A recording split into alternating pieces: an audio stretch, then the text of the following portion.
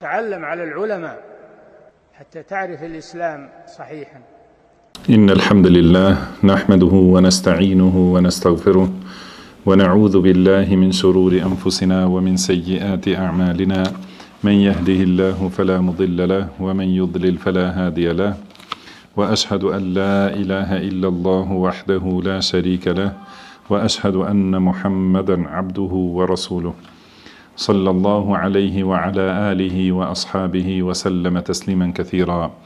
أما بعد gjithë lavdia takon vetëm Allahut, ata e lavdërojmë dhe i shprehim lavdi, prej tij kërkojmë ndihmë dhe prej tij kërkojmë falje, kërkojmë mbrojtje tek Allahu nga e keqja e vetes son dhe nga të këqijat e veprave tona. Kë udhëzon Allahu s'ka kush e devion dhe kë devion Allahu s'ka kush e udhëzon. Dëshmoj se nuk ka të adhuruar të drejtë përveç Allahut një, i cili nuk ka ortak dhe nuk ka rival, dhe dëshmoj se Muhamedi është rob dhe i dërguar i tij. Salavatet dhe selamet e shumta të Allahut qofshin për të, për familjen e tij dhe të gjithë shokët e tij, si dhe të gjithë ata që e ndjekin udhën e tyre deri në ditën e gjykimit. Mëtej, o Zoti ynë, ti je i lartësuar dhe i pastër nga çdo emet, ne nuk dim asgjë posa asaj që na ke mësuar ti, në të vërtetë ti je i gjithdituri, i urti. O Allah, na bëj të dobishme atë që na ke mësuar, na mëso atë që na bën dobi, na shto diturinë, na përmirëso gjendjen tonë tërësi dhe mos na lart të mbështetur në vetët tona asnjë çast. Vazhdojmë me mësimet nga libri Mësime të rëndësishme për masat e përgjithshme të umetit, të autorit Sheikh Abdul Aziz ibn Abdullah ibn Baz, Allahu e mëshiroft, i cili ka vdekur në vitin 1420 të Hijretit. Allahu e mëshiroft dhe e falt atë të gjithë dietarët e umetit. Allahu na falt ne, prindrit tan dhe të gjithë muslimanët dhe muslimanet, besimtarët dhe besimtaret, të gjallët dhe të vdekurit.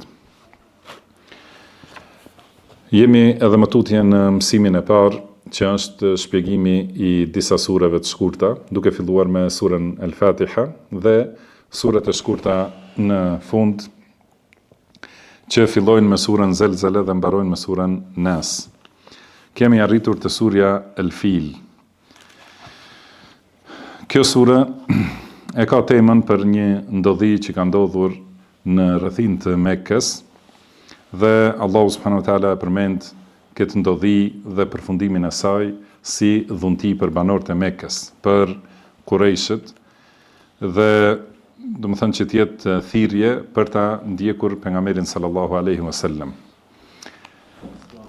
Ka thënë Allahu i lartësuar: Alam tara kayfa fa'ala rabbuka bi ashabil fil. Do thot, a nuk e di se si veproi Zoti yt me njerëzit e elefantit. Do thot, a nuk e di, o pejgamber, si veproi Zoti yt, Allahu subhanahu wa ta'ala, me ata njerëz që sollën elefante për ta shkatruar Mekkën. Dhe kjo ndodhi, besoj është e njohur, është përsëritur shumë herë, ka ndodhur pikërisht në vitin kur ka lindur pejgamberi sallallahu alaihi wasallam. Ka ndodhur që një prej udhëheqësve të Abisinis, i cili e ka pasur pushtetin të shtrirë edhe në Yemen, ka dashur që njerëzit të drejtohen në vendin e tij dhe ka ndërtuar një tempull të madh, një kish, do të thënë të tillë që nuk është ndërtuar diçka e ngjashme me të më herët, dhe ka dashur që njerëzit të shkojnë atje për haxh dhe mos të shkojnë haxh, do thotë në Qabe.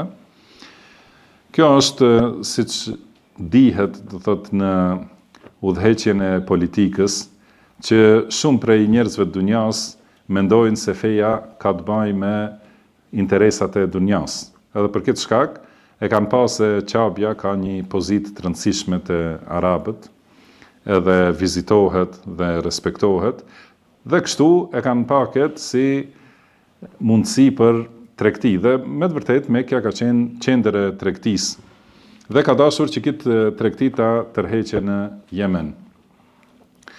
Dhe kjo çështje është prej dhuntive të Allahut subhanahu wa taala. Edhe deri sot e quajnë haxhin turizëm fetar. Do thotë që nuk ka të bëjë me turizmin as me tregtin, por ka të bëjë me adhurimin e Allahut subhanahu wa taala Sepse Allahu është ai që e zgjedh ligjin, ai është që i zgjedh vendet dhe kohrat dhe njerëzit gjithashtu. Pra çdo gjë është me caktimin dhe me urdhrin e Allahut subhanahu wa ta'ala. Ky njeri që quhet Abraha al-Ashram ka urdhëruar që të rënohet Qabja dhe ka mbledhur një ushtri, do thotë pasi e ka ndërtuar këtë kishën e madhe në Yemen dhe ka parë që njerëzit nuk vinë aty dhe transmetohet një ndodhi që ka ndodhur. Një prej Kurejshve, prej banorëve të Mekkës, ka shku te ky vend, te ky tempull, edhe Allahu ju nderoft, dhe të ka kryer nevojën aty dhe i ka lyer murat e atij tempulli, do të thonë për poshtrim të këtij vendi, do thotë që është bërë si fe artificiale. Do të thonë me këtë ka treguar sepse arabët e kanë ditur që Qabën e ka ndërtuar Ibrahimi alayhis salatu wassalam. Dhe kjo është shtëpia që e ka zgjedhur Allahu i lartësuar. Dhe atëherë Abraha, do të thonë, ka dashur të hakmerret për këtë veprim dhe ka nisur një ushtri për në Mekke. Dhe me vete kanë marrë 13 elefanta dhe njëri prej tyre më i madhi, përmendet se është quajtur Mahmud, ai elefanti më i madh, udhëheci, dhe 12 elefant të tjerë janë nisur për ta rënuar Qabën. Dhe kur rrugës, do të thënë secili popull ose te secili fis që kanë kaluar dhe secili vendbanim, të gjithë kanë dalë ta luftojnë këtë Abrahen dhe të gjithë i ka mposhtur. Do të thënë ka pas ushtri më të fuqishme, derisa ka ardhur në afërsi të Mekkes. Dhe atëherë ka dërguar delegat që, do të thënë me udhëheqësin e Mekkes të merret vesh, dhe ka dalë pra plaku i Mekkes, Abdul Muttalibi, dhe ka biseduar me ta, dhe përfundimi ka qenë që t'ja kthej devet edhe tokën, ku ja ka uzurpuar ky Abrahet, ja kthej Abdul Muttalibit, kurse ai të shkoj lirshëm në Qabe. Sepse ka thënë Abdul Muttalibi, Qabja e ka zotin e vetë që e ruan ata. Atëherë, Abdul Muttalibi i ka urdhëruar, do të thënë i ka lajmëruar banorët e Mekkes që me një fjalë të evakuohen. Edhe gjithë kanë hipur nëpër majat e kodrave, do që mos poshtrohen nga kjo ushtri. Atëherë është nisur ai me ushtrinë e tij dhe me elefantët, derisa kanë arritur në vendin që quhet Wadi Muhassir. Do të thënë është një luginë e vogël ndërmjet Muzdelifes dhe Minas. Dhe aty elefanti është ndalur, dhe atëherë Allahu u ka dërguar një prej ushtrive të veta. Pra në këtë sure, thot Allahu i lartësuar, Alam tara kayfa fa'ala rabbuka bi ashabil fil. Thot a nuk e sheh se si ka vepruar Allahu me ata poseduesit e elefantëve. Dhe kjo është, do të thënë, fjalimi i drejtohet pejgamberit sallallahu alaihi wasallam dhe është qëllimi a nuk e di, pra të gjithë banorët e Mekës e kanë ditur dhe pejgamberi sallallahu alaihi wasallam e ka ditur këtë ndodhi të madhe ku Allahu e ka mbrojtur haremin e tij, e ka mbrojtur, do të thënë, Mekën dhe banorët e Mekës. Dhe për këtë shkak, do të thënë, pastaj banorëve të Mekës është rritur edhe më shumë pozita, edhe në udhëtimet e tyre, gjithashtu nuk i ka prekur askush, edhe nuk i ka shqetësuar askush, sepse kanë thënë këta janë banorët e haremit të Allahut. Në këtë vit gjithashtu kanë lindur pejgamberi sallallahu alaihi wasallam. Edhe ky ka qenë një sinjal ose kjo ndodhi, do të thënë, ka qenë lajmërim për ardhjen e këtij pejgamberi sallallahu alaihi wasallam. Pra ka thënë, a nuk e ke parë, ose a nuk e di se si ka vepruar Allahu me njerëz të elefantit, alam yaj'al kaydahum fi tadlil, a nuk u bëri Allahu komplotin e tyre në humbje, a nuk ja çoi në humbje, do të thënë atë planifikimin dhe komplotin dhe kurthet që i kanë bërë, Allahu u ka bërë humbje. Do të thënë nuk e kanë arritur atë që kanë dashur, por janë poshtruar dhe janë shkatruar. Wa arsala alejhim tajran ababil. Edhe Allahu ka dërguar atyre shpez, grupe. Do të thënë që kanë ardhur grupe të shumta të shpezve një pas një. Tarmihim bi hijaratin min sijil, që i kanë gjuajtur me gur prej baltës pjekur. Do të thënë i kanë gjuajtur me gur prej baltës pjekur. Dhe me këtë, pra Allahu subhanahu wa taala u ka treguar njerëzve arrogant dhe mendjemdhen që mendojnë se posedojnë mjete të fuqishme, ose posedojnë pasuri, ose ushtri, numër, e kështu me radhë. Pra u ka treguar se ata e kanë pasur këtë kafsh, yerhamukallah. E kanë pasur elefantin, që është kafsha më e madhe, edhe më e fuqishme prej kafshëve të tokës. Edhe me këtë kanë treguar se ushtria e tyre nuk mposhtët, dhe armatimi i tyre, do të thonë, është i pamposhtur. Pastaj Allahu subhanahu wa taala u ka dërguar këtë ushtri prej njerëz prej kafshëve më të dobta. Do të thonë, këto zogj të vegjël që janë në krahasim me elefantin, do të thonë, nuk barazohen për luftë, por ushtritë e Allahut janë më të fuqishme se çdo ushtri që i sheh njeriu se ka fuqi, do thotë. Dhe u ka sjell këto shpez, zogj, të cilët kanë pas në sqepat e tyre dhe në këmbët e tyre nga një gur, që është përshkruar se është gur i vogël, me madhësinë si sa madhësia e lajthisë, ose do të thënë më e vogël se madhësia e lajthisë. Edhe me këto i kanë gjuajtur tarmihim bi hijaratin min sijil. Do të thënë këto shpez i kanë gjuajtur me gur prej baltës pjekur, faja'alahum ka'asfin ma'kul. Edhe këta i ka bërë Allahu, këta grupe, do të thënë këto ushtri të fuqishme, i ka bërë si kullosa e ngrënë, si kullota e ngrënë, do të thënë, pra bari dhe bimt kur kalojnë aty kafshët që kullotin, edhe han edhe shkullin, shkelin, do të thënë edhe kur e kalojnë atë, dhe në këtë mënyrë kanë mbetur këta njerëz, do të thonë, të thërmuar dhe të shtypur nga këta guraleca, sepse përmendet që secili shpend, do të thonë, që i ka pasur këto guralec të vegjël, do të thonë, nga një e ka lëshu për secilin ushtar, edhe secilin elefant. Edhe kur e ka goditur një gur, do të thonë, i ka depërtuar tej për tej trupit dhe ka filluar mishi të digjet dhe të bjerë, do të thënë, i këtyre njerëzve. Pra kjo ka qenë disfat dhe poshtrim, edhe shkatrim, do të thënë, në mënyrën më të dhimbshme për ta, sepse kanë ardhur, do thotë, ta sfidojnë shtëpinë e Allahut të lartësuar. Dhe i ka bërë, do të thonë, si kjo kullota e ngrënë, ose disa prej dietarëve kanë thënë, do të thonë, pasi ta haj kullotën kafsha, edhe pasi ta nxjerr, pastaj edhe kur ajo thahet, edhe e marrin erërat. Do të thonë, është e thërmuar krejtësisht. Në këtë mënyrë është bërë ushtria e Ebrahes.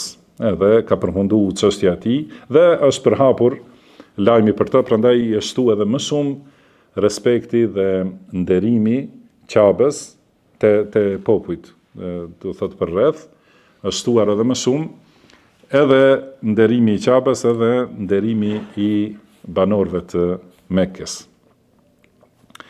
Dhe thamë pejgamberi sallallahu alaihi wasallam ka lindur në këtë vit, kur ka ndodhur kjo ndodhi e madhe, që e kanë përmendur njerëzit, edhe e kanë ditur, edhe e kanë quajtur Amul Fil, do të thënë viti i elefantit. Pastaj në surën tjetër, thot Allahu i lartësuar, li ila fi Quraish, ila fihim rihlet ash-shita'i was-sayf, pra për qetësinë e Qurayshve. Disa prej dietarëve, pra thonë se kjo për qetësinë e Qurayshve, do të thënë lidhet me surën paraprake. Do thotë kjo ndodhi ka ndodhur që Qurayshët jenë të qetë dhe të rahatuar, do të thënë, në punët e tyre. Madje dikush prej dietarëve e ka llogaritur se është një sure, do të thënë, që vazhdon. Por kjo është surën veti dhe pra këtu thot Allahu i lartësuar li ila fi Quraysh, do të thonë për qetësinë e Qurayshve ose rahatin e Qurayshve, që ta dinë Qurayshët se duhet ta adhurojnë Allahun subhanahu wa ta'ala, sepse Allahu u ka dhënë këto dhunti dhe mirësi, dhe janë quajtur Quraysh gjithashtu sepse kanë qenë tregtar, pasi Mekka është vend që nuk mund të kultivohen as bimët as kafshët. Do të thonë nuk ka as vend të përshtatshëm për të mbjellur, as nuk ka kullosa, do të thonë për të ruajtur bagtit. Do të thonë pra ushqimi i tyre nuk është as prej bujqësisë, prej punimit tokës, as prej kultivimit të bagtive. Por ushqimi i Qurayshve është vetëm prej do të thonë i banorëve të Mekës, është vetëm prej tregtisë. Dhe për këtë shkak, megjithse është kështu, do të thonë që në vendin e tyre nuk kanë burime të këtilla, do thotë atyre nuk u ka munguar asnjëherë asnjë ushqim ose asnjë furnizim. Edhe kjo është prej dhuntive që u ka dhënë Allahu subhanahu wa ta'ala, gjithmonë nga koha e Ibrahimit alayhis salatu wassalam, si ka thonë pra në dua Ibrahimi alayhis salatu wassalam, në kohën kur nuk ka pas aty asnjë banor, do të thonë ka qenë vend me të vërtet plotësisht i shkret, edhe e ka lënë djalin dhe bashkëshorten e tij në këtë vend, edhe ka thonë Rabbi ij'al hadha baladan aminan, o Zoti im, bëje këtë një qytet të sigurt. Do të thonë qytet sigurt ku do të ketë siguri, nuk do të kenë banorët e këtij vendi frikë nga luftrat dhe nga sulmet e njerëzve. Warzuq ahlahu min ath-thamarat, dhe furnizoi banorët e këtij vendi me të gjitha llojet e fryteve. Do të thonë çdo fryt prej pemëve dhe perimeve, do të thonë të gjitha që t'i kenë të pranishme, edhe kjo është, do të thonë nga kjo kohë Allahu ja ka pranuar lutjen Ibrahimit alayhis salatu wassalam, dhe deri në kohën tonë, edhe deri sa do Allahu subhanahu wa ta'ala do të jetë gjendja e këtill e atij vendi të bekuar dhe të dashur për zemrat e besimtarëve. Prandaj këtë dhunti u ka përmendur Allahu Qurayshve, kur u ka dërguar pejgamberin e tij sallallahu alaihi wasallam. Dhe ka thonë gjithashtu Allahu në surën Qasas, awalam numakkil lahum haraman aminan yujba ilayhi thamaratu kulli shay'in rizqan min ladunna. Thot, a nuk u kemi dhënë atyre harem të sigurt që i sillet atyre çdo fryt, do të thonë gjitha frytet u vinë, edhe pse ata vet nuk i prodhojnë aty, rizqan min ladunna, do të thonë që është furnizim nga Allahu subhanahu wa ta'ala.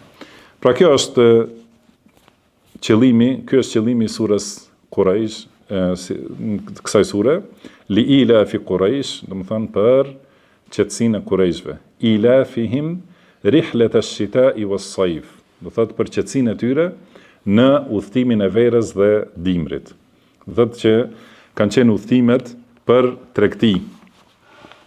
Dhe përmendet se verës kanë udhtuar për Sham, kurse dimrit kanë udhtuar për Yemen. Edhe i kanë marrë, do të thonë Shami nga njëra anë dhe Yemeni nga ana tjetër, kanë qenë si thuhet udhkryq i rrugëve të tregtisë botërore në atë kohë. Do të thonë banorët e Mekës kanë udhtuar dhe kanë qenë të sigurt edhe në Mekë, por edhe gjatë udhtimit. Pra i kanë thënë se këta janë banorët e haremit dhe nuk i ka prekur askush. Pra kanë udhtu dhe kanë fituar, kanë bërë tregti në siguri të plotë që u ka dhuruar Allahu subhanahu wa taala. Kurse popujt tjerë nuk kanë qenë ose fiset tjera nuk kanë qenë në këtë gjendje. Domethënë kanë qenë vazhdimisht në luftra me njëri tjetrin dhe udhtimet kanë qenë të rrezikshme, domethënë për shkak të sulmeve dhe banditëve kështu me radhë gjatë rrugëve. Prandaj kurse kjo ka qenë e veçantë për banorët e Mekkës që kanë pas këto udhëtime të sigurta, edhe udhëtimi i verës për në veri, domethënë në Sham, edhe udhëtimi i dimrit për në jug në Yemen. Kjo është që është përmendur ila fihim rihlet ash-shita'i was-sayf, domethënë për sigurinë e tyre në udhëtimin e dimrit dhe verës.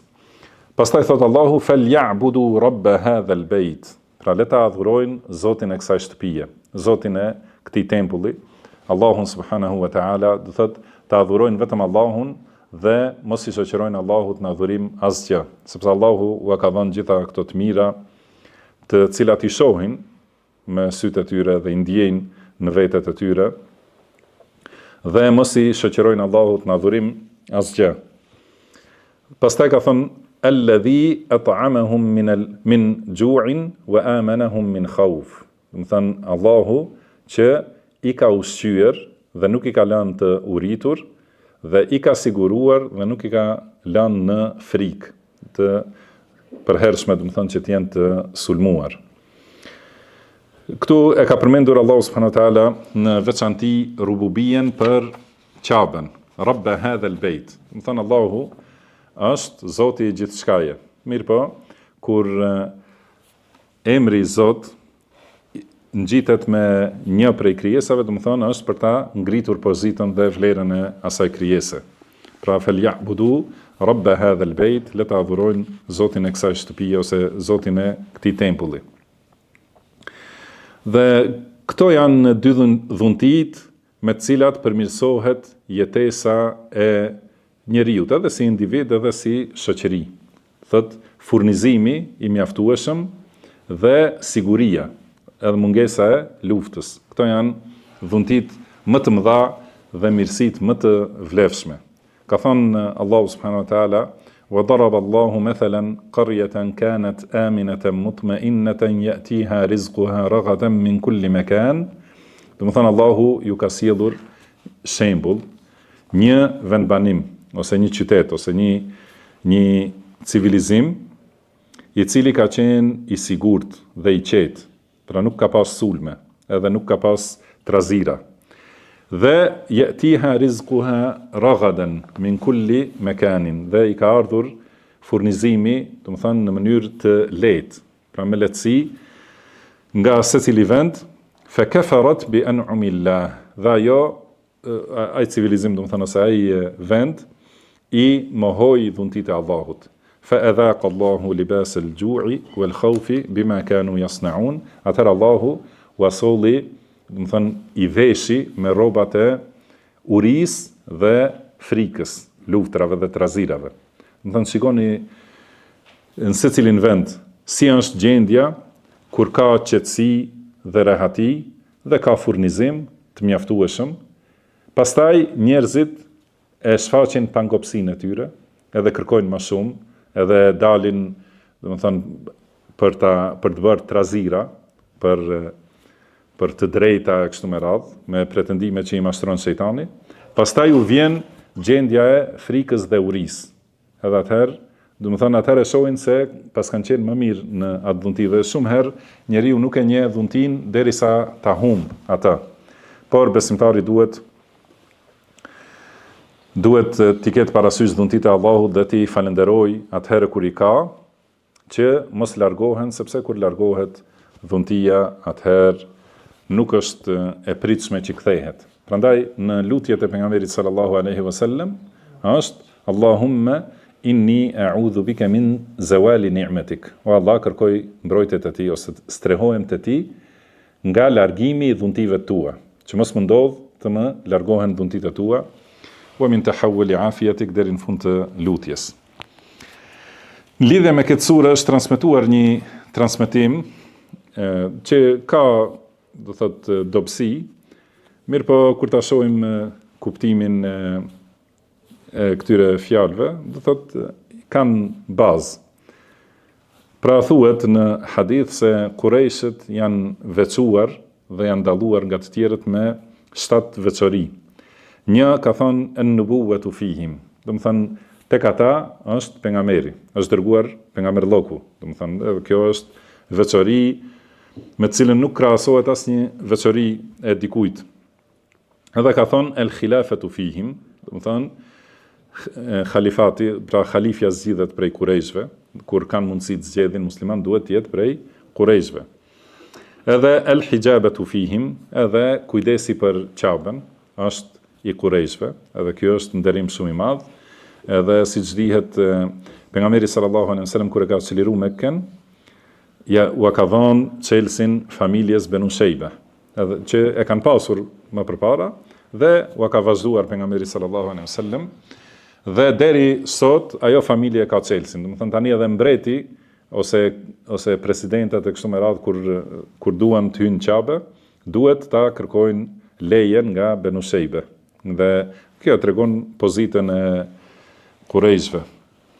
Edhe as-siqayatu fihim, edhe do të thënë është një nderim i madh që shpërndarja e ujit në Mekë është nga kurejshët, sidomos në kohrat kur nuk ka pas tjetër mënyrë përveç se me bartje të ujit. Edhe këtë kanë llogaritur kurejshët shumë nderim të madh, që ata u kanë dhënë ujë vizitorëve të shtëpisë së Allahut subhanahu wa ta'ala.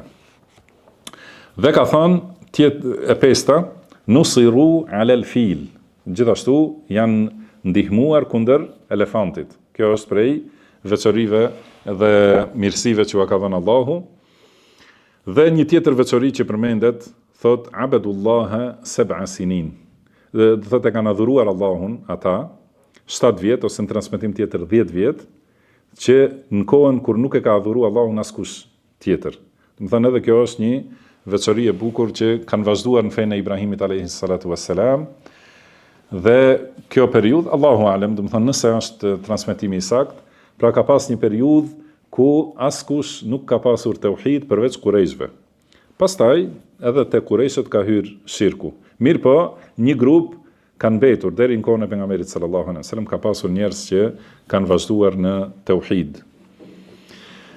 Dhe ka thonë nazalat fihim suratun lam yudhkar fiha ahadun ghayruhum. Edhe për ta është zbritur një sure e plot që në të nuk është përmendur askush përveç tyre. Domethënë vetëm kurejshët janë përmendur në këtë sure. Pastaj në surën tjetër në surën Ma'un. Thot Allahu subhanahu wa ta'ala, ara'ayta alladhi yukadhibu bid-din, fadhalika alladhi yad'u al-yatim. Do thot a e atë që e përgënjeshtron llogaridhënien. Do të thonë ai që nuk beson në ringjallje, nuk beson ditën e gjykimit, edhe e mohon llogaridhënien ose e mohon fen përgjithësi, sepse fjala din do thot fe, atë që e kuptojmë ne me të parën, por edhe qëllimi i fjalës din është llogaridhënia. Do të thonë sjellja e llogarisë që t'i jepet shpërblimi për të mira ose të këqija. Thot Allahu i lartësuar, a she atë që e mohon ditën e gjykimit ose e mohon fen. Dhe pastaj përmend cilësi dhe veti ose moral të këtij personi që nuk beson në ahiret, që nuk e pranon fenë e Allahut, edhe nuk beson se do të jap llogari para Allahut, domethënë i ka këto morale të ulta dhe të fliqura. Dhe kjo sure, si tham, siç lidhet surja Quraysh me surën Fil më përpara, edhe kjo lidhet pasi janë përmendur këto dhunti për Qurayshët dhe këta të cilët ka ardhur pejgamberi sallallahu alaihi wasallam, u ka përmendur këtë do të thënë sjellje jo të mirë që pasi i shohin të mirat e Allahut, do të thënë prap e mohojnë fen, e mohojnë atë që thot pejgamberi sallallahu alaihi wasallam. Pra ra'aita alladhi yukadhibu bid-din, a ke par atë që e mohon fen. Kanë përmendur për ndërlidhjen, pra ka disa çështje. Se në surën paraprake është përmendur çështja e ushqimit, alladhi at'amahum min ju'in. Do të thënë Allahu i ka ushqyer ata dhe nuk i ka lënë në uri, dhe këtu në këtë sure e ka qortuar atë që nuk i ushqen të varfrit. Do të thonë, pasi e ka këtë dhunti dhe nuk e di falënderimin dhe nuk ua kalon të tjerëve. Po ashtu në këtë sura, do të thonë surën Kurejsh është përmendur "Falyabudu rabba hadha al-bayt", le ta adhurojnë Zotin e kësaj shtëpie, do të thonë me tauhid, kurse këtu është përmendur qortimi për ata që nuk e kryejnë namazin si duhet. Dhe po ashtu, si tham, këtu janë përmendur disa të mira, edhe disa të mira në surën Kurejsh, që ua ka dhënë Allahu, dhe këtu është qortimi pse nuk besojnë dhe nuk e adhurojnë Allahun ashtu si ka urdhëruar ai. Ky që e mohon fen dhe e mohon ringjalljen dhe qëndrimin para Allahut, cili është morali dhe vetit, cilat janë vetit e tij, ka thënë "Fadhalika alladhi yad'u al-yatim". Domethënë ky është që e shtyn me arrogancë jetimin. Pra nuk është i mëshirshëm për jetimat, nuk ka keqardhje, nuk ka solidaritet, nuk ka zemër të butë, po është i vrazhd edhe jetimin e poshtron, e shtyp, ose e shtyn dhët me ashpërsi. Edhe kjo patjetër se është një prej punëve të fliqura dhe të urryera te Allahu subhanahu wa ta'ala. Kurse besimtari që beson në ringjallje e ka zemrën e butë dhe është i kujdesshëm për jetimin dhe është me sjellje të mirë dhe me butësi dhe me mëshirë për të. Fadhalika alladhi yad'u al-yatim wala yahuddu ala ta'am al-miskin. Dhe nuk nxit për ushqimin e të varfërve. Domethënë nuk nxit që të ushqejnë të varfrit. Nuk e ka nxitur vetveten një herë, edhe nuk u jep ushqim nevojtarve, dhe gjithashtu nuk i nxit të tjerët që të jenë, domethënë, të solidarizuar dhe të japin lëmosh edhe të ushqejnë të tjerët, edhe kjo është gjendja e atyre që nuk besojnë.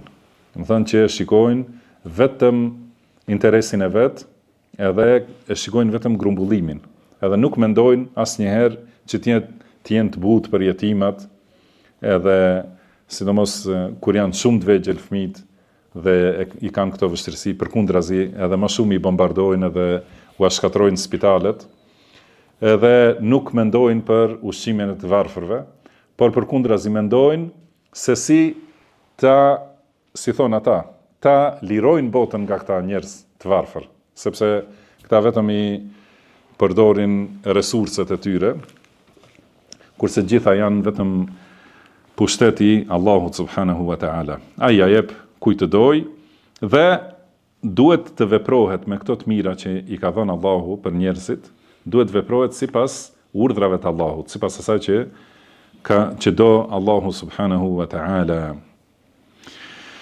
Pastaj ka përmendur një tjetër grup të njerëzve që janë munafikët, të cilët pretendojnë se janë besimtar.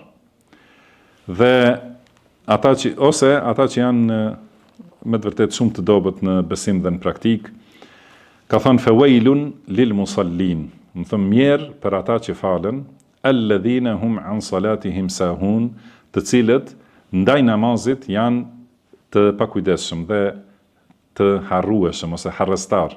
Do thotë nuk i kushtojnë rëndësi namazit. Wail e përmendëm në mësimet e kaluara, që do të thonë mjerim dhe shkatrim. Do thotë mjer për ata që falen, mjer, do thotë mjerim, humbje dhe shkatrim. Është përmendur për ata që e falin namazin, por të pakujdesshëm për namazin. Do thotë që nuk kujdesen ta falin kohën e duhur, nuk kujdesen që të jetë me xhamat, edhe nuk kujdesen për plotësimin e plot të shtyllave, të kushteve, paraprakisht shtyllave, obligimeve që i ka. Do të thonë, pra nuk kujdesen si edhe shohim me keqardhje, nuk kujdesen për mbulimin e auretit, nuk kujdesen për kryerjen e pastërtisë si duhet, që janë kushte të namazit. Për këta ka thonë wailun lil musallin, do të thonë mirë për ata që falen dhe e bëjnë namazin këtë mënyrë. Atëherë çka thuhet për ata që nuk falen as pak? Do thotë padyshim se atyre u takon wail, mjerim i madh, humbje, dhe tham disa dietar thonë që wailun do thot një luginë e xhehenemit, Allahu na ruajt. Do thot ky kërcënim është për ata që falen dhe janë të pakujdesshëm. Dhe atëherë si është kërcënimi për ata që nuk e falin dhe as nuk mendojnë për namazin. Pra ata njerëz që do thot duhet ta dim se ka dallim mes njerëzve, mes njeriu që i ik ndonjëherë namazi për shkaqe të lloj-llojshme dhe është mëkatar i madh, dhe një njeriu që i ik namazi duke as duke menduar se që të falet ndonjëherë. Domethënë është në kohën e një namazi, edhe as nuk mendon që ta falë, do thot kalon koha, as nuk mendon për namazet tjera. Prandaj përket shumica e dietarëve thonë se është kafir, nuk është musliman. Pra ka thënë wailun lil musallin alladhina hum an salatihim sahun. Do thot mirë për ata që falen, që nuk janë të kujdesshëm ndaj namazit. Pra ka dallim pakujdesja dhe harresa ndaj namazit dhe harresa ose pakujdesia ose lëshimi brenda në namaz. Do të thonë ka dallim, sepse brenda në namaz kur njeriu harron diçka e zaventson ose kompenzon atë me sevisejde. Se fjala sahun, do të thonë është ism fa'il prej fjalës sahu. Sahu, do të thonë sajdatu sahwi. Pra alladhina hum an salatihim sahun. Do të thonë ata të cilët janë ndaj namazit të pakujdesshëm ose të harrueshëm. Dhe alhamdulillah që kanë thënë disa prej selefit që nuk ka thënë fi salatihim në namazin e tyre, sepse atëherë do të ishin të gjithë të shkatruar. Njeriu është i dobët dhe harron, edhe habitet, gabon ndonjëherë në namaz, por përket ka zëvendësim edhe kërkon. Prandaj kur jep selam, fjala e parë që e thot njeriu është astaghfirullah 3 herë, do të thonë kërkoj falje te Allahu i lartësuar. Këta njerëz që janë pakujdesshëm ndaj namazit, ka thënë alladhina hum yuraun. Do të thonë këta janë që e bëjnë për sy e faqe namazin, vetëm që të duken para njerëzve, do të thonë duken me veprat e tyre ose duken me namazin e tyre.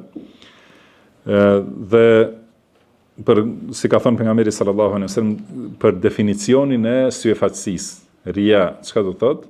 Ka thënë yaqumu ar-rajulu yusalli fayuzayyinu salatahu lima yara min nadhari rajul. Do thotë kur njeriu ngrihet falet dhe do të thonë është duke u falur për Allahun subhanahu wa taala. Por pastaj kur e shes që është duke e pa dikush, atëherë zbukuron se e zgjat namazin. Kjo vepër, do të thonë kjo syefaqësi e prish veprën, e shkatron, do të thonë atë vepër dhe nuk pranohet te Allahu subhanahu wa taala. Dhe në fund ka thonë wa yamna'un al-ma'un. Dhe këta njerëz e pengojnë edhe huan. Do të thonë nuk japin as hua. Edhe si është shpjeguar, do thotë nuk e japin asnjë enë nëse i kërkohet, do të thonë që ta përdorin. As aty ku nuk dëmtohen. Pra as nuk japin një gjilpër nëse e kërkon fqinji ose një enë, një tenxhere ose diçka të tillë, do të thonë nga kooperacia e madhe dhe nga egoizmi i madh, do thotë nuk e japin as atë që me dhënien e saj nuk dëmtohen.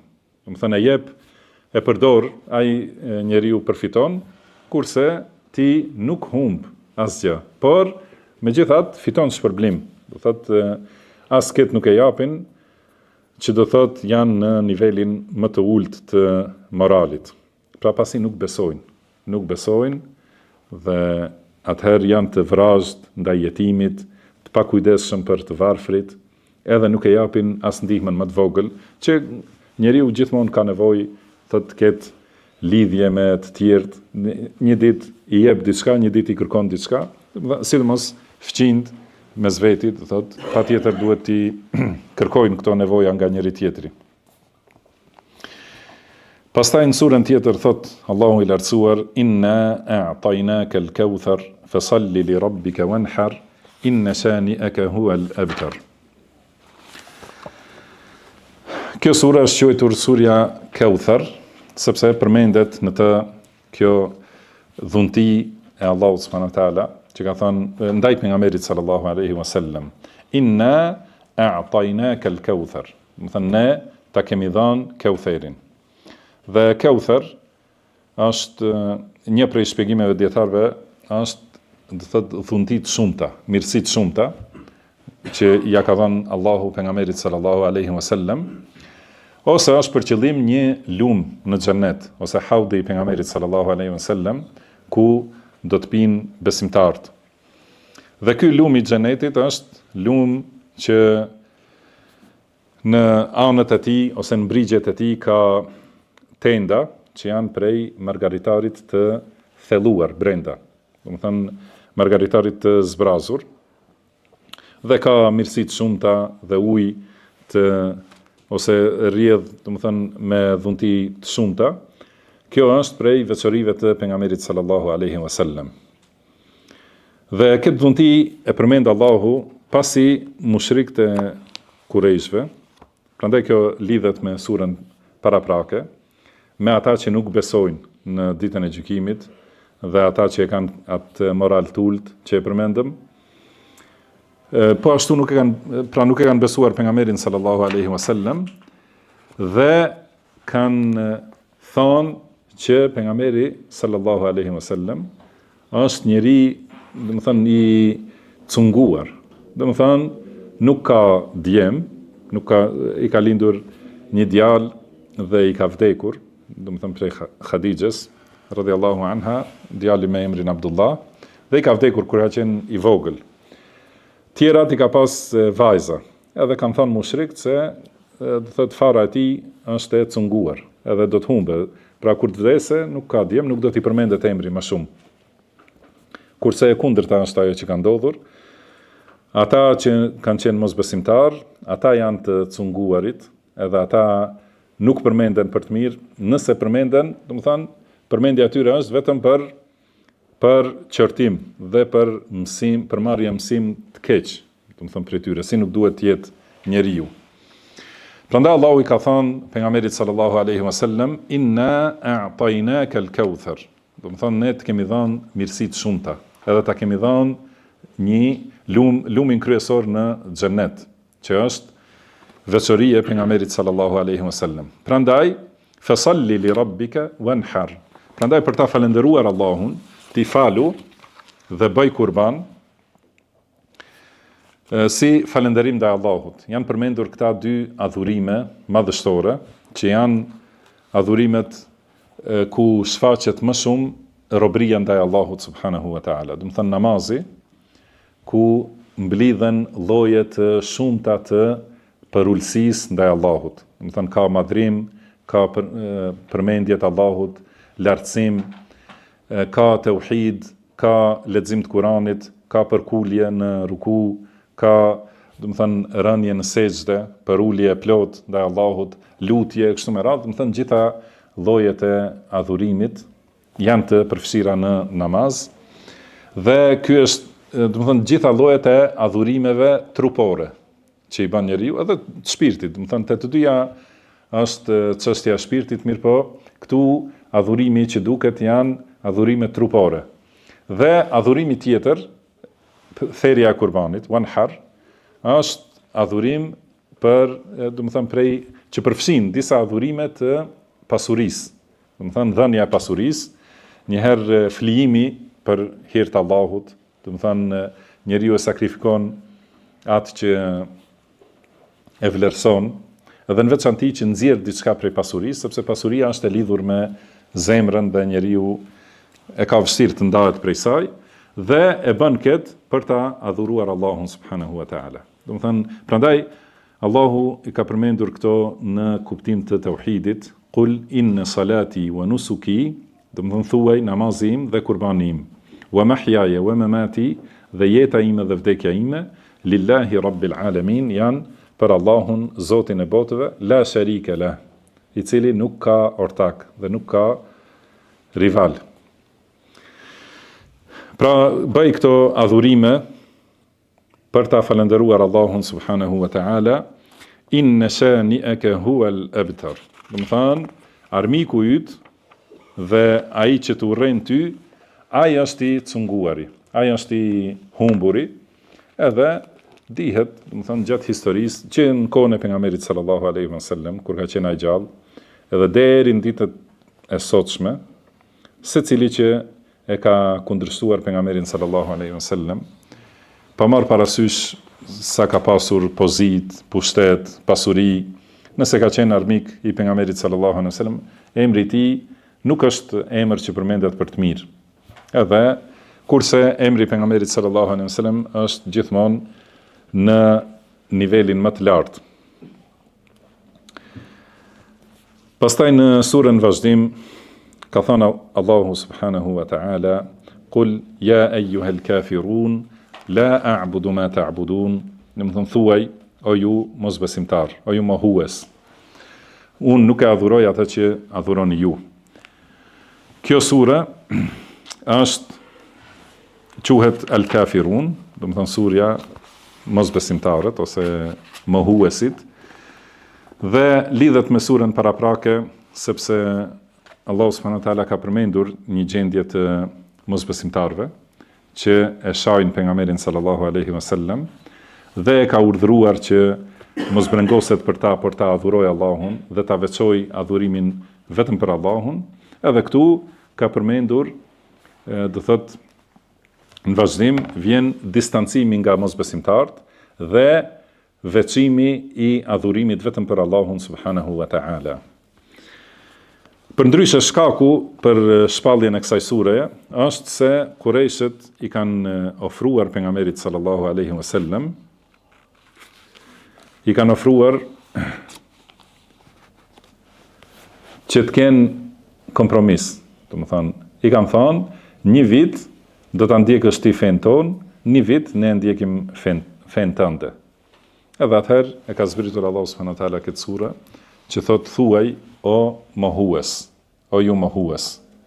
La a'budu ma ta'budun. Do të thonë ata kanë kërkuar që një vit pejgamberi sallallahu alaihi wasallam t'i adhuroj idhujt e tyre, pastaj vitin tjetër ata ta adhurojnë vetëm Allahun. Dhe e ka urdhëruar Allahu që të thotë o mosbesimtar, o mohues, o kafir, la a'budu ma ta'budun. Do të thonë unë nuk e adhuroj atë që ju adhuroni. Pra asnjëherë nuk do t'i adhuroj idhujt të cilët ju adhuroni, ose askënd që ju e adhuroni përveç Allahut subhanahu wa ta'ala. Wala antum abiduna ma a'bud. Edhe ju nuk jeni adhurues të atij që unë e adhuroj. Pra ju nuk e adhuroni Allahun. Megjithse dihet që Kurejshët e kanë adhuruar Allahun. Do të thënë e kanë adhuruar Allahun dhe i kanë bërë shirk Allahut. Si ka thënë Allahu: "Wa ma yu'minu aktharuhum billahi illa wa hum mushrikun." Do të thënë shumica e tyre besojnë në Allahun, por vetëm duke i bërë shirk atij. Do thotë e kanë adhuruar Allahun dhe krahas Allahut kanë adhuruar të tjerë. Por këtu Allahu e ka urdhëruar pejgamberin sallallahu alaihi wasallam që thotë ju nuk e adhuroni atë që unë e adhuroj. Dhe cili është kuptimi ose çka është domethënia?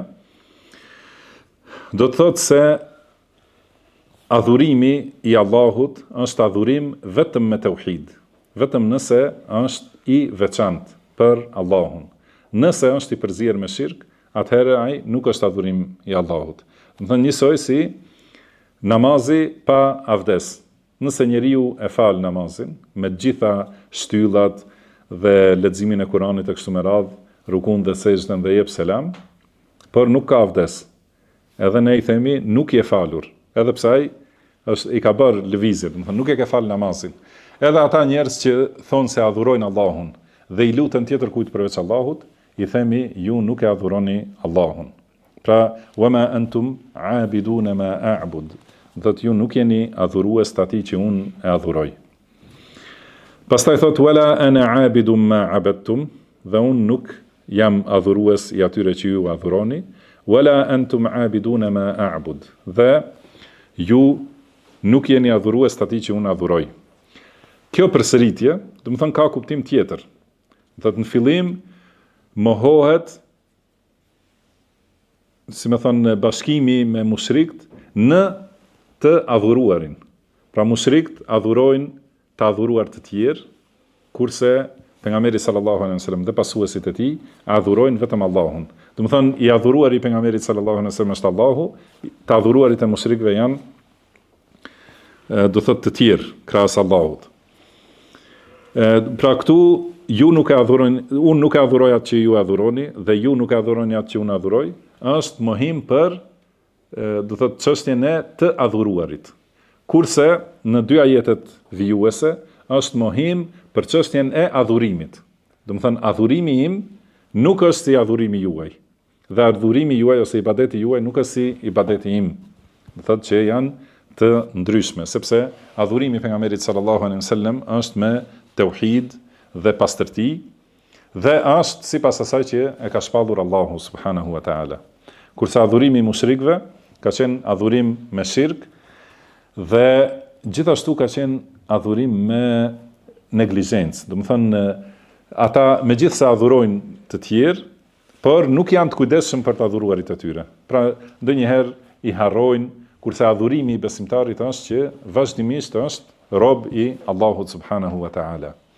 Prandaj kjo duhet të kuptohet në këto problemet që i kemi me shumë njerëz, nuk e kuptojnë veçimin e plot e adhurimit, vetëm për Allahun subhanahu wa taala. Do të thonë që njeriu të jetë rob i përhershëm i Allahut në secilën çështje, të imët dhe të madhe.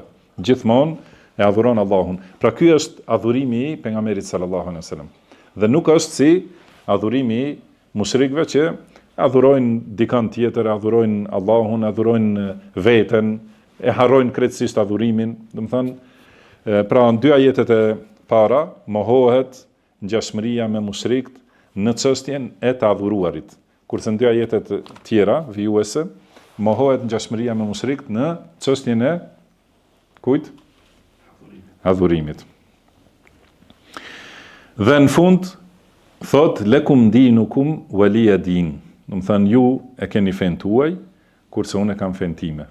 Kjo është distancim, do të thënë distancim prej dhe largim prej fesë së tyre. Pra feja juaj është krejtësisht tjetër, feja ime është krejtësisht tjetër.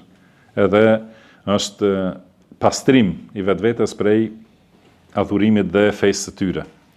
Do thotë ju e keni fen tuaj, që është adhurim i kot dhe adhurim i të tjerëve, i krijesave, dhe jo i krijuesit subhanahu wa taala, kurse unë e kam fen time, që është adhurim i Allahut një, krijuesit të gjithësisë, Zotit të gjithçkaje.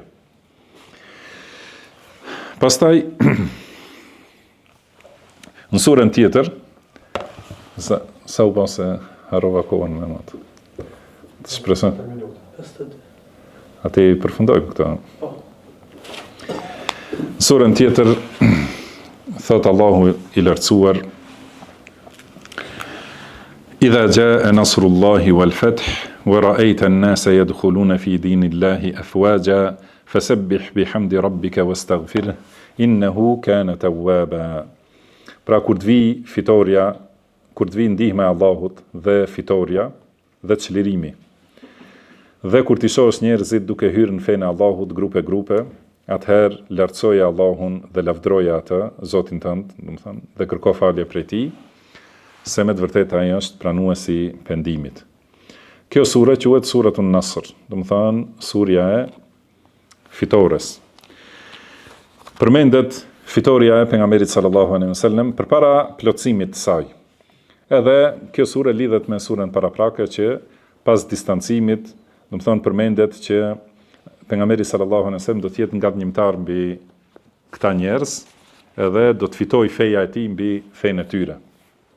Edhe përgjithmonë feja e pejgamberit sallallahu alaihi wasallam do të vazhdojë në fitore dhe në ngritje dhe në përhapje. Ka thonë idha jaa nasrullahi wal fath, kur të vi fitoria, që është ndihma e Allahut, dhe çlirimi, fath, që është çlirimi i Mekkës. Do të thonë, ky është lajmërim se besimtarët do ta marrin Mekkën. Wa ra'aita an-nasa yadkhuluna fi dinillahi afwaja, dhe kur ti shohësh njerëzit si hyjnë në fenë e Allahut me grupe, do të thonë me popuj ose me fise, sepse në fillim përpara çlirimit të Mekkës, ka qenë hyrja e njerëzve në islam, 1 nga 1, 2 nga 2, grupe të vogla, do të thonë kështu me vështirësi, kurse pas plotësimit të çështjes, atëherë kanë hyrë njerëzit me grupe, do të thonë me fise të mëdha dhe me popuj, kanë hyrë në islam. Atëherë fasabbih bihamdi rabbika wastaghfirhu. Atëherë, do të thënë bëj tasbih Allahut, lartësoj Allahun, duke e pastruar nga tmetat që ja përshkruajnë mosbesimtarët, bihamdihi dhe lavdroj Allahun me lavdin që i takon atij për emrat dhe cilësitë e tij për emrat e tij të bukur dhe cilësitë e tij të larta. Pra lartësoje dhe lavdroje Zotin tënd dhe kërko falje prej tij, wastaghfirhu, do të thënë bën istighfar, kërkoj falje atij, innehu kana tawwaba, ai është pranues i pendimit. Pas kësaj, pejgamberi sallallahu alaihi wasallam shumë e ka thënë këtë dhikr që thot subhanaka allahumma rabbana wa bihamdika allahumma ighfirli. Do të thënë kjo është hadith që ka transmetuar Aisha radhiyallahu anha, ka thënë pas shpalljes kësaj sure, pejgamberi sallallahu alaihi wasallam ka thënë shumë në ruku dhe në sejdë, subhanaka allahumma rabbana wa bihamdik. Do thotë është njësoj si fjalët e Kuranit, se ka thënë jetë awwalul Quran. Do të thënë e ka zbatuar atë që është në Kur'an. Do të thënë i lartësuar je o Allah, o Zoti ynë, dhe e gjithë lavdia është e jotja. Allahumma ighfirli, o Allah, më fal. Do të thënë ka kërkuar falje. Ose si është në tjetër transmetim, subhanaka wa bihamdik, astaghfiruka wa atubu ilejk, do të thënë i lartësuar, i pastër dhe i lavdishëm je ti, e gjithë lavdia takon ty, kërkoj falje të ti dhe pendohem të ti. Kur e kanë pyetur pejgamberin sallallahu alaihi wasallam për këtë, ka thonë, Zoti im më ka treguar se do të shoh një shenjë në umetin tim. Dhe kur ta shoh këtë shenjë, atëherë të them shumë subhanallahi wa bihamdihi astaghfirullaha wa atubu ilayhi. Më thani lartësuar është Allahu dhe gjithë lavdia i takon atij, kërkoj falje tek Allahu dhe pendohem tek ai.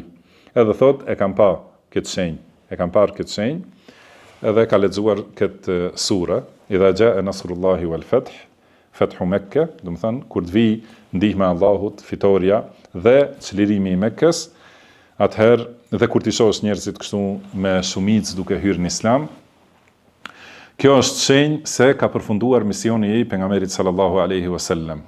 Do thotë shenjë që jeta e tij e bekuar ka përfunduar. Dhe për këtë shkak ka transmetuar Abdullah ibn Abbas, do thotë tregon se Omeri radhiyallahu anhu e ka marrë të mëdhenjtë e sahabeve, e ka marrë Abdullah ibn Abbasin dhe ata i kanë fol Omerit, do të thënë pse merr fëmijë në mesin e plegjve dhe më të mëdhenjve, më të vlefshmëve, më të vërtet pjesëmarrësve të luftës së Bedrit.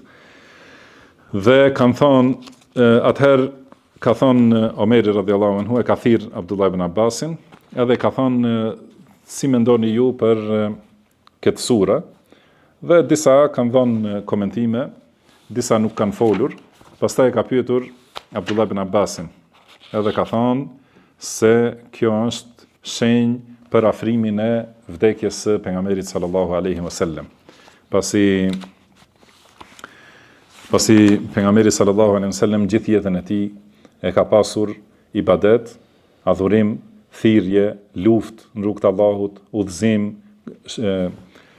këshilla, drejtim, mësim, do të thënë gjithë jeta e tij ka qenë vetëm adhurim ndaj Allahut subhanahu wa taala. Dhe kur e ka përfunduar këtë adhurim, do të thënë kur ka ardhur fundi i jetës së tij, Allahu e ka urdhëruar që ta përfundojë me tasbih, hamd dhe istighfar dhe tauba. Gjithashtu, që është, do të thënë kështu duhet të jetë përfundimi i secilit adhurim, do të thënë më në fund njeriu duhet ta madhrojë Allahun, ta lartësojë, ta falenderojë dhe të kërkojë falje tek ai dhe të pendohet. Thotë jeta e pejgamberit sallallahu alaihi wasallam ka qenë jetë, do të thënë adhurim, jetë ibadet. Pra nuk ka qenë nuk themi jetë e mbushur me ibadete, po jeta e tij ka qenë ibadet. dhe e ka përfunduar me këto fjalë. Pastaj në surën tjetër thot Allahu i lartësuar: Tabbat yada abi lahabin wa tab ma aghna anhu maluhu wa ma kasab. Do të thonë me përkthy u thafshin duart e Ebu Lehebit dhe ato janë tharë. Ati nuk i ka bërë dobi pasuria ati ose ajo që ka fituar. Pra në këtë sura, Allahu subhanahu wa taala flet për këtë person, Ebu Lehebin, që ka qenë xhaxhai pejgamberit sallallahu alaihi wasallam. Mirë po, një prej armiqve më të mëdhenj të pejgamberit sallallahu alaihi wasallam. Dhe përmendet në shkakun e shpalljes së kësaj sure, që kur i ka ardhur urdhri pejgamberit sallallahu alaihi wasallam që t'i thrase njerëzit publikisht, atëherë i ka mbledhur edhe i ka thirrur banorët e Mekës dhe janë mbledhur rreth tij. U ka thënë, nëse u kisha thënë se pas kësaj kodre është një ushtri që është duke u përgatitur t'ju sulmoj në mëngjes ose në mbrëmje, a do të më kishit besuar? Ata kanë thënë do të kishin besuar sepse nuk ke gënjur asnjëherë. Ka thënë, atëherë unë ju tregoj se jam paralajmërues para dënimit të madh të Allahut. Do të thënë ju paralajmëroj që të ruheni prej dënimit të Allahut. Atëherë ka thënë Ebu Lehebi që emri i tij ka qenë Abdul Uzza. Edhe ka thënë tabbal lak. Do të thënë si thonë të ne tu thafshin duart. A për këtë çështje na ke tubuar? Atëherë e ka zbritur Allahu këtë sure, Tabbat yada abi lahabin wa tab. Do të thonë u thafshin duart që duart e tij do të mbeten të shkreta dhe pa asnjë përfitim, por vetëm me duart e tij ka fituar vetëm shkatrim. Ma aghna anhu maluhu wa ma kasab.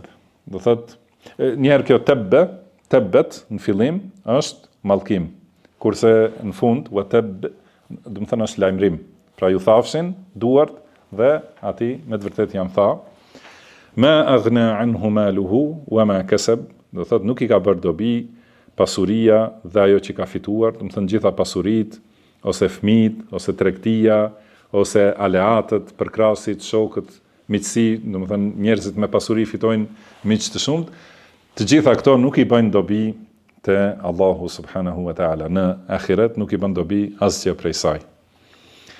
Se yasla naran dhat lahab. Do të thonë do të hidhet në zjarrin me flakë të fuqishme. Do të hidhet në këtë zjarr që i ka flakë të fuqishme. Wa imra'atuhu, edhe gruaja e tij, bashkëshortja e tij.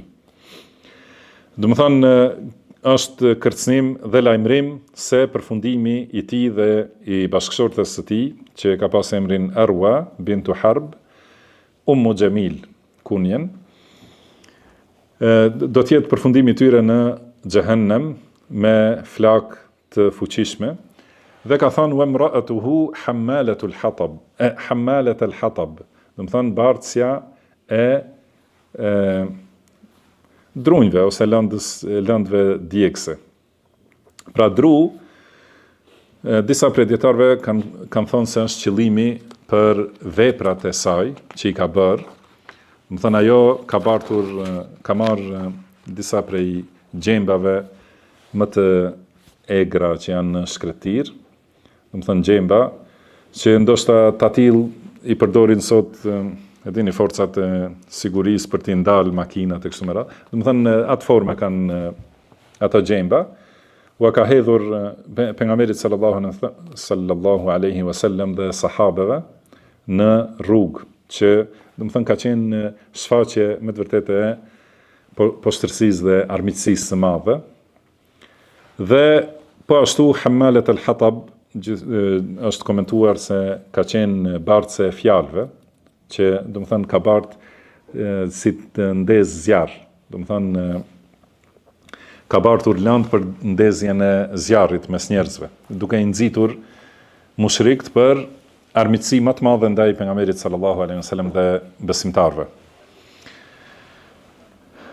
Por disa prej dietarëve kanë thënë se është për qëllim për në Xhehenem. ajo do të barte dru për zjarrin e bashkëshortit të saj në xhehenem. Domethënë që është përveç dënimit edhe poshtrim.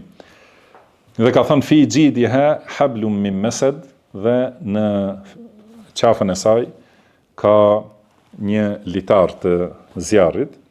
Do thënë me këtë litar që pra disa kanë thënë se bart dru për zjarrin e burrit të saj dhe i ka të lidhura ato në qafën e saj me këtë litar, ose disa kanë thënë se është një litar që me të nxirret deri në fund do të thënë deri lart në xhehenem, deri në bregun e xhehenemit, pastaj hidhet prap deri në fundin ose deri në do të thënë në thellësinë më të madhe të xhehenemit. Allahu na ruaj. Edhe në surën vijuese, surja Ikhlas, Qul huwallahu ahad, më thënë që është surja më e madhe, do të thënë një prej sureve më të mëdha që ka vlerën sa 1/3 e Kuranit. Ka thënë pejgamberi sallallahu alaihi wasallam, e ya'jizu ahadukum an yaqra'a thuluth al-Qur'ani fi layla, do të thënë ai duket dikujt e rënd ose e pamundshme që ta lexojë 1/3 e Kuranit në çdo natë. Edhe kjo i është dukur vështirë sahabeve dhe ka thënë ejuna yutiqu dhalika ya Rasulullah, do të thënë cili prej nesh ka mundësi ta bëj këtë o i dërguari i Allahut. Ka thënë Allahu al-Wahidu as-Samad thuluthul Quran. Do të thënë kjo sure që i përfshin këto fjalë për Allahun, do të thënë se Allahu është i vetmi. Pra është kjo sure është sa 1/3 e Kuranit. Kjo sure lidhet edhe me surën paraprake dhe në kuptim më të afërt me surën Kafirun. Do të thënë te surja Qul ya ayyuhal kafirun ka distancim prej shirkut. Atëherë këtu ka përshkrim të tauhidit që duhet të ndiqet. Pra pasi u bë distancimi prej shirkut, përmendet këtu tauhidi i plot. Prandaj këto dy sure janë shumë që kanë ardhur bashkë në vendet shumëta, edhe shumë herë që i ka lexuar pejgamberi sallallahu alaihi wasallam në namaz, për shembull në 2 rekatet e namazit sabahut, edhe në 2 rekatet të sunetit sabahut, edhe në sunetin e akşamit, dhe në rastet shumëta kur namazi bëhet i shkurtër dhe namazi farz, do të thënë në udhtim shumë herë është transmetuar që i ka lexuar këto 2 sure. Në 2 rekatet pas tawafit, gjithashtu, pra është sunet të lexojnë këto 2 sure. Dhe gjithashtu kam thënë se këto 2 sure janë, do të thënë njëra është tauhidi teorik, tjetra sure është tauhidi praktik. Do të thënë tauhid ilmi, që është tauhidi i njohjes.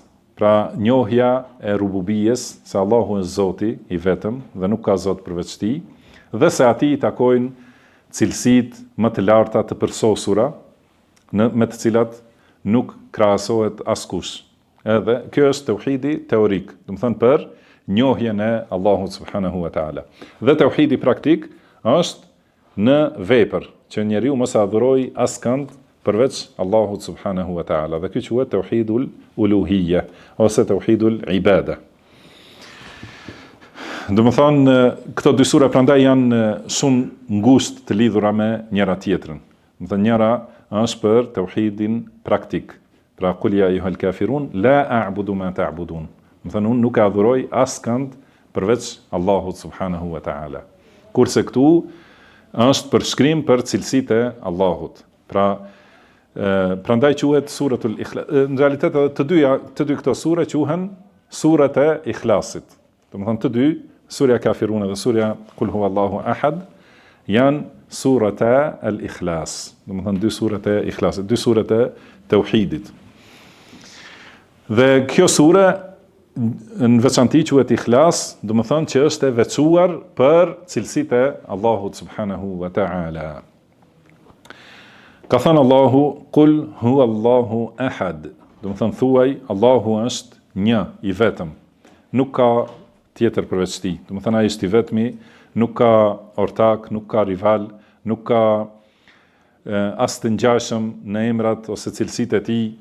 dhe gjithashtu nuk ka tjetër që meriton të adhurohet përveç atij subhanahu wa ta'ala. Allahu Samad, do të thënë Allahu është i përsosuri absolut. Do të thënë gjitha cilësitë e tij janë të përsosura, nuk kanë asnjë mangësi, asnjë tmet, edhe asnjë zbrastir, që do të thonë se nuk kanë ngjashmëri me askën prej krijesave. Dhe kjo përsosmëri do të thonë që Allahu nuk ka nevojë për askënd. Dhe çdo kush ka nevojë për të. Do të thënë ky është kuptimi i emrit As-Samad. Lam yalid wa lam yulad, do të thënë nuk ka lindur ai prej askujt dhe nuk e ka lindur askënd. Do të thënë ky është mohim i plot i që Allahu të ketë paraardhës ose pasardhës. Do të thënë kjo është njëshmëria e plotë e Allahut, që është një i vetëm absolut. Do të thënë nuk ka dikush që i ka paraprir atij, edhe nuk ka diçka, do të thënë, që vjen pas tij. Pra ai është i vetmi absolut. Lem yalid wa lam yulad. Pra nuk ka lindur prej dikujt dhe ose nuk e ka lindur askënd dhe nuk është i lindur prej askujt. Wa lam yakul lahu kufuwan ahad. Dhe askush nuk është i barabartë ose i ngjashëm ose i krahasueshëm me të. Domethënë kjo është veçimi i absolut i Allahut me të gjitha cilësitë e përsosmërisë. Dhe në fund i lexojmë dy surat që quhen Muawwidhatani, Qul a'udhu bi rabbil falaq, do të thënë surja Falaq edhe surja An-Nas. Në surën Falaq thot Allahu i lartësuar, Qul a'udhu bi rabbil falaq, do të thënë thuaj strehohem te Zoti i agimit. Edhe këto sure lidhen me surën paraprake, do të thënë pasi u sqarua tauhidi, edhe njeriu kur i lexon këto, sidomos dihet që në shumë prej dhikreve përmenden këto tri sure bashk, pra pasi njeriu e riafirmon tauhidin, atëherë kërkon mbrojtje te Allahu subhanahu wa taala nga çdo gjë tjetër. Do të thënë nga të gjitha, nga sherri i çdo gjëje tjetër, kërkon mbrojtje te Allahu. Dhe këto dy sure gjithashtu do ta shohim se si lidhen me surën Al-Fatiha. Do të thënë që nga fillimi deri në fund, pra njeriu kur e mëson Kur'anin, edhe gjithë udhëzimin që është në Kur'an, do thotë përfundohet me këto dy sure që kërkon njeriu mbrojtje dhe strehim te Allahu subhanahu wa taala nga çdo e keqe prej të këqijave të krijesave. Ka thonë Qul a'udhu bi rabbil falaq.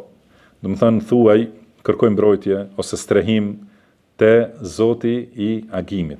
Pra falaq mund të përkthehet agim, se është për qëllim çarja e errësirës. Do të thënë ajo është prej mrekullive që i ka sjell Allahu subhanahu wa taala, do të thënë pasi të mbisundoj errësira, edhe shtohet errësira, sidomos përpara sabahut në kohën e syfyrit, është errësira më e madhe, atëherë vjen drita dhe e çon, do të thënë depërton në këtë errësirë. Prandaj është përmendur prej cilësive të Allahut Faliqul Isbah, do të thënë që është çarës i mëngjesit ose i dritës, Allahu subhanahu wa taala.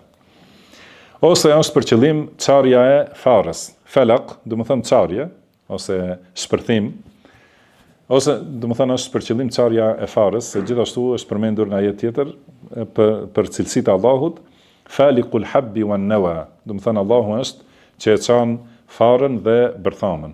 Do të thënë kur e sheh bërthamën, si është e ngurtë, e fortë edhe e thatë, do të thënë vetëm Allahu është ai që i jep jetë asaj dhe ajo çahet edhe prej saj del bima. Pra kjo është për ta kuptuar se Allahu është Zoti i gjithçkaje. Do të thënë edhe këto çështje duhet gjithmonë njeriu ta di se rububia e plotë i takon Allahut, prandaj kërkon strehim tek ai. Qul a'udhu bi rabbil falaq. Min sharri ma khalaq. Nga e keqja e secilës krijesë që ai ka krijuar. Do të thënë se e keqja mund të vijë nga krijesa të lloj-llojshme. Dhe ky është kërkim i strehimit i përgjithshëm. Do të thënë kërkoj strehim ose strehohem te Allahu nga e keqja e cilës do prej krijesave që kanë të keqe. Edhe ato janë të shumta dhe të lloj-llojshme. Wa min sharri ghasiqin idha waqab. Dhe kërkoj mbrojtje pra strehim nga e keqja e natës kur errësohet. Fjala ghasiq, do të thonë errësira e madhe e natës, ose disa komente të selefit është hana, sepse hana, si thuhet, hana e sundon natën, kurse dielli ditën, do të thonë dhe kur përmendet pra kërkoj mbrojtje nga e keqja e hanës në errësirë, do të thonë është për qëllim e natës, sepse natën ka krijesa të shumta që dalin dhe aktivizohen natën, që shumica e tyre janë të dëmshme, do të thonë të llojshme prej insekteve, zvaranikëve kështu me radhë, që aktivizohen natën. Dhe gjithashtu natën aktivizohen shpirtrat e fliqur prej xhinëve, të cilët, do të thonë, dëmtojnë edhe këto krijesa që jetojnë natën, edhe xhinët janë që i sjellin dëm njerëzit dhe me këtë kërkon mbrojtje tek Allahu, thot nga sherri i tyre. Wa min sharri an-naffathati fil 'uqad, edhe nga keqja e fryrëseve në nyje. Do të thonë nga keqja kërkojnë mbrojtje tek Allahu nga keqja e magjistarëve, të cilat fryjnë në nyje dhe lexojnë, do të thonë këndojnë diçka, edhe i fryjnë nyjeve, lidhin nyje për ta dëmtuar njeriu, do të thonë të cilët i bëjnë sihr. Edhe ky ajet është argument se sihri është realitet dhe se ndikon realisht. Do të thonë ka prej sihrit që e smur njeriu, edhe ka prej sihrit që e vret. Do të thonë i vjen vdekja, do thotë për shkak të magjisë. Edhe ka prej sihrit që i ndan të dashurit, edhe ndan burrin prej gruas. Dhe me këtë, do thotë njeriu mbështetet plotësisht tek Allahu edhe kërkon strehim tek ai nga e keqja e këtyre magjistarëve, të cilat fryjnë në nyje. Wa min sharri hasidin idha hasad, edhe nga e keqja e ziliqarit, që kur vepron me zilinë e tij, sepse zilia është cilësi shumë negative. Edhe ai që ka zili është njëri negativ, ka, si thuhet, edhe energji negative, syri i tij ndikon, edhe merr mësysh, edhe për shkak të tij smuret njeriu, ose mund edhe të vdesë njeriu, ose i humb ndonjë aftësi e kështu me radhë. Por ziliqari edhe vepron konkretisht me vepra, do të thonë bën veprime edhe fjalë për t'ia larguar njeriut, do të thonë një dhunti që e ka dikush. Thotë kjo është, prandaj kërkimi i mbrojtjes tek Allahu është nga gjitha këto, edhe nga syri i ziliqarit, edhe nga veprat e ziliqarit. Do të thonë kërkojmë mbrojtje plotësisht te Allahu subhanahu wa ta'ala. Edhe Imam Ibn al-Qayyim flet për çështjen e syrit, edhe ka fol, do të thonë shumë gjerësisht, edhe ndoshta me ndihmën e Allahut ndonjëherë do të flasim për komentimet që i ka për këto dy sure. Janë komentime të pakrahasueshme, do thotë dituri të shumta. Edhe me të vërtetë nëse i mëson sipas atij shpjegimit Imam Ibn al-Qayyim, edhe i kupton, edhe i lexon këto sure me ato kuptime, me të vërtetë nuk ka mundësi që të ndikojë te njeri as syri, as magji, as një e keqe. Një prej atyre që është interesant për të përmendur, e ka krahasuar ziliqarin me gjarprin, sepse ai që ka zili, do të thonë ka negativitet shumë, si gjarpri, që kanë vetvete helm, do të thonë është në përbërjen e kësaj krijese është helmi. Mirëpo, ai helmi është i qetësuar. Kur ballafaqohet me dikën që e urren, edhe do të thonë shtohet hidhrimi i gjarprit edhe zemrimi, atëherë forcohet helmi, edhe me atë, do të thonë bën dëm. Në këtë mënyrë edhe njeriu me syrin e tij. Madje ka edhe gjarpër që me sytë, do të thonë me shikim, bën dëm. Do thotë me shikimin e tij, edhe kjo është realitet, do thotë i parë, që vetëm nëse dikush e shikon direkt në sy gjarprin, dëmtohet prej tij. Do të thonë kjo e tregon atë fllitësinë e shpirtit që e ka. Edhe në këtë mënyrë njeriu që ka hased, do thotë ndikon edhe me sytë e tij, edhe me veprimet e tij. Prandaj me këto i kërkohet mbrojtje Allahut nga këto të këqija. Këto janë disa prej krijesave që kanë të keqe. Kurse në fillim u tha kërkojmë mbrojtje, do të thënë nga e keqja e secilës krijesë që ka krijuar Allahu. Min sharri ma khalaq. Pastaj janë përmendur, kjo është prej metodave të shprehurit në Kur'an, që përmendet një herë përgjithshme, pastaj përmenden disa individ për asaj të përgjithshmes që janë më të spikatur, do të thënë në atë grup. Dhe në surën tjetër thot Allahu: "Qul a'udhu bi rabbin nas, malikin nas, ilahin nas." Pra thuaj, strehohem te Zoti i njerëzve, mbreti i njerëzve, i adhuruari i njerëzve.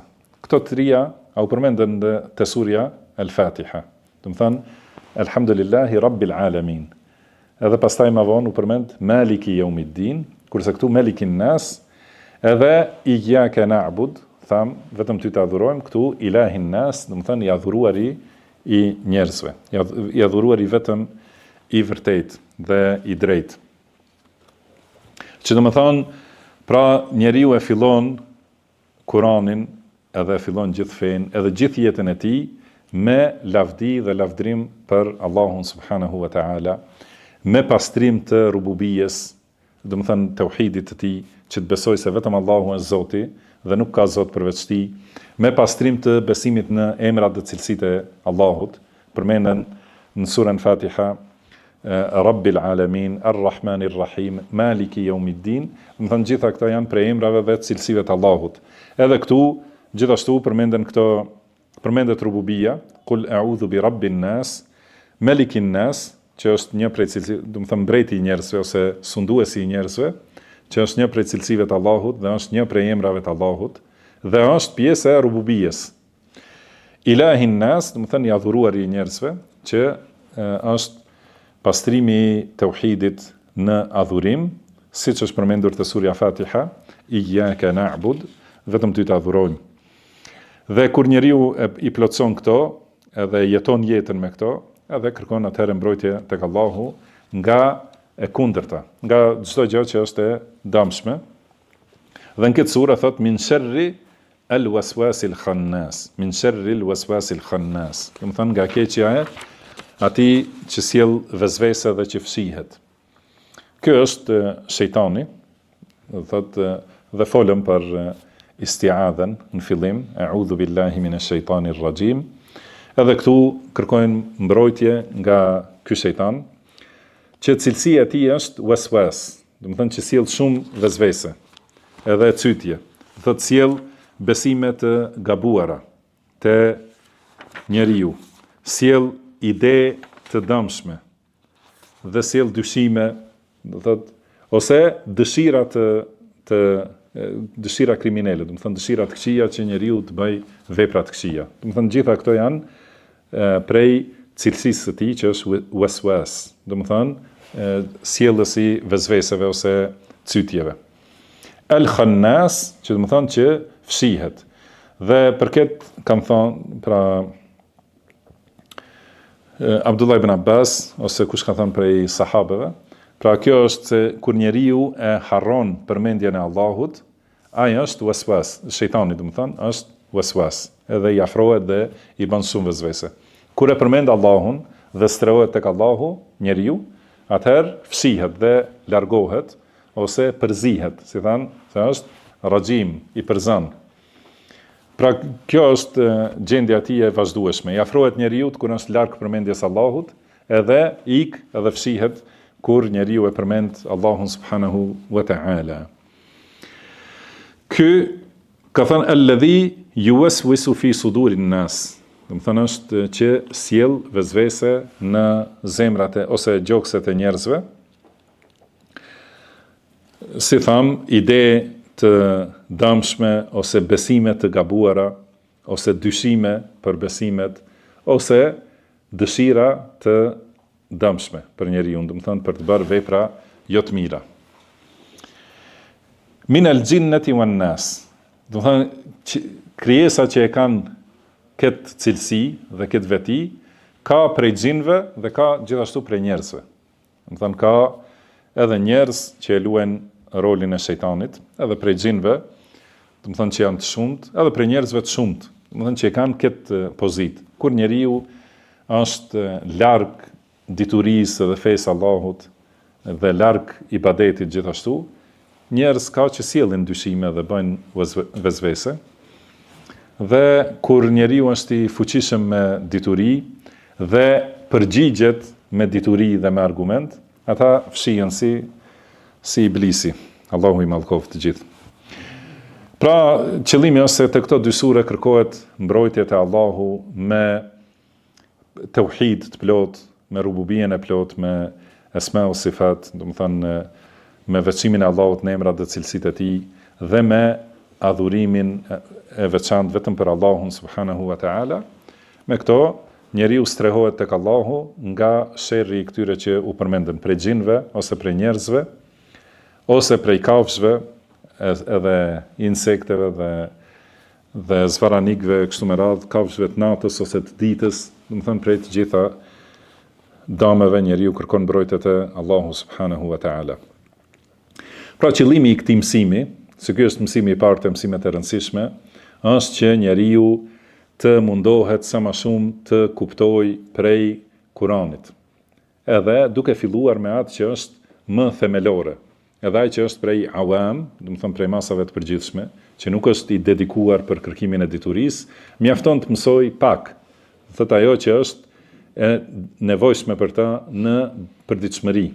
Do të thënë që në secilin namaz ti di këto sure, përmendsh, ti lexoj sakt dhe të di diçka prej kuptimeve të tyre dhe vazhdimisht ti ta përsëris mësimin e kuptimeve, sepse ato harrohen ose dobësohen.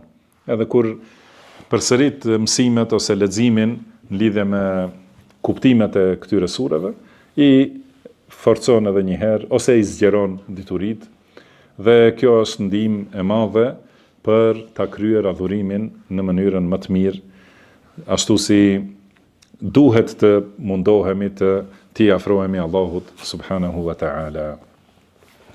Wallahu a'lam wa sallallahu wa sallama ala abdihi wa rasulihi nabina Muhammad. Subhanaka Allahumma wa bihamdik, ashhadu an la ilaha illa anta astaghfiruka wa atubu ilaik, wa akhiru da'wana anil hamdulillahi rabbil alamin. آمين وفيكم بارك الله.